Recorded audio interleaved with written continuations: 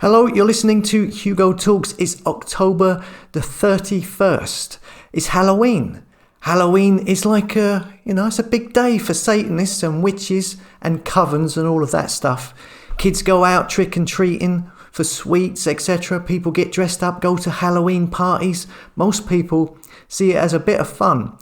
The origin of Halloween, it can be traced back to the Celtic festival of Samhain. It's a tradition held at the end of summer when sacrifices were made to the gods in Druid tradition. These people believed that Samhain, the god of death, scattered evil spirits during this time throughout the world to attack humans. These evil spirits play nasty tricks as soon as the dark winter and the waning of the sun set in. And to escape the attacks, human would assume disguises and make themselves look like evil spirits as well.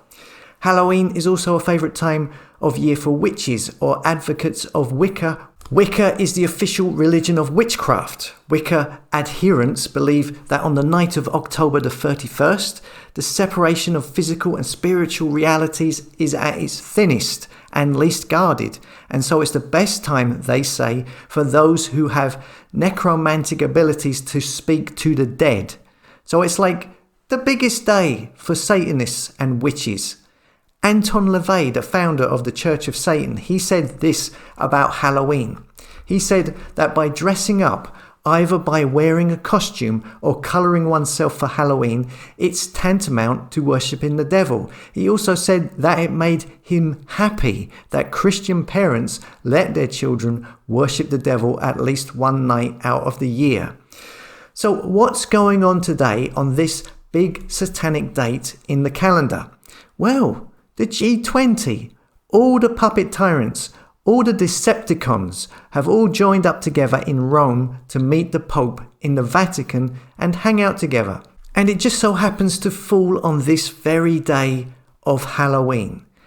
It's also the start of the COP26, the first day of it starting. It just so happens to fall on Samhain, Halloween. We all know that these entities love their dates and hidden numbers, so it's no surprise in an age of deception where these so-called puppet tyrant leaders all around the world, all of them trying to bring in passports and segregating societies and putting small and medium-sized businesses out of business, sacking nurses and care workers and more, because they don't want to get the jab, creating division in society, destroying their financial systems so that they can bring in a cashless society. It's no surprise that they are all together at an event on this very specific date.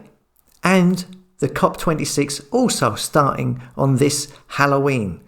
And look at this photo from yesterday of them all sitting in this opulent, extravagant, massive room. Look at the size of it. And they are all here having a fancy dinner. You've got Macron, Boris Johnson and his wife, Joe Biden, Prince Charles, Angela Merkel, Scott Morrison from Australia, and there's loads more of these entities who are going around making decisions to stop people travelling, to stop people eating meat, wanting to bring in climate lockdowns, which the Pope wants to make for every Sunday. They want you to cut down on everything. They want to restrict you using energy and all sorts. And yet look at these hypocrites, these ego-fueled Decepticon entities sitting in this huge, grandiose room. It's a beautiful example of the age of deception we are living in. These people sit in the lap of luxury. All of them liars, all of them puppet tyrants, all of them wouldn't know the truth if it bit them on the arse. And all of them are leading the asleep into a world of digital slavery via passports and social credit systems, cashless society and 24/7 surveillance. They want to remove you from the physical world and attempt to place you into a fake digital world, removing as much humanity and soul and fun out of your life as much as possible. And it's hard not to draw a parallel between these people meeting up and all of their plans and this specific date today. Maybe it's just a coincidence it's all starting on Halloween. Maybe not. And once again, we see the media pushing this COP26 climate agenda, G20, pushing it like crazy in the media. No mention, of course, of that protest yesterday in London. Some people say the word media comes from the Greek word Medea, who in Greek mythology was the daughter of a king. She was a sorceress. In Latin, Medea, it means the word cunning, to deliberate, to estimate, to contrive. So Medea uses sorcery and cunning to contrive stories in order to manipulate people. Yeah, that sounds like the media to me. So it seems we have a large portion of the world still under the spell of the media, under a spell. And when I see the way people carry on with all of the documented evidence, and then they still refuse to acknowledge this and still believe the media, it's like, what's wrong with you? What else can it be? They must be under a spell from the cunning and the sorcery of the media, the media. What we need is to break these people out of this spell and quickly and awaken them. You know, it shouldn't be that hard in a world full of deception. The truth should be clear, should be transparent, should stick out like a sore thumb. It should appear like a beacon of light in this murky world of deception. And eventually these people are going to awake. But the problem is, when they finally realize, will they be angry? And therefore, will we have chaos? Will people lose their shit?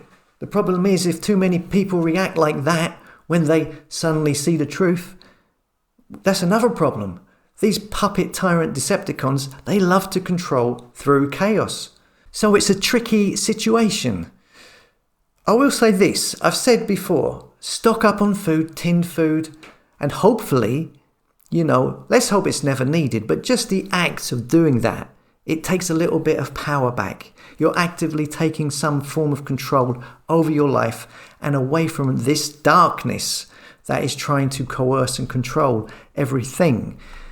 And the same comes to ourselves. I mean, we need to look after ourselves. There is a crazy amount of negative energy coming from all of this.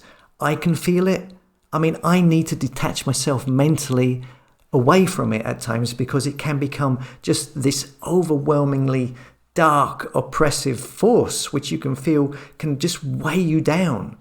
So I personally, try to escape a little bit every day, try to focus on the positive things in life that I have, that we all have, actively try and rise above it. And this is something that I think we should all be aware of. We need to protect ourselves from this onslaught of negative energy.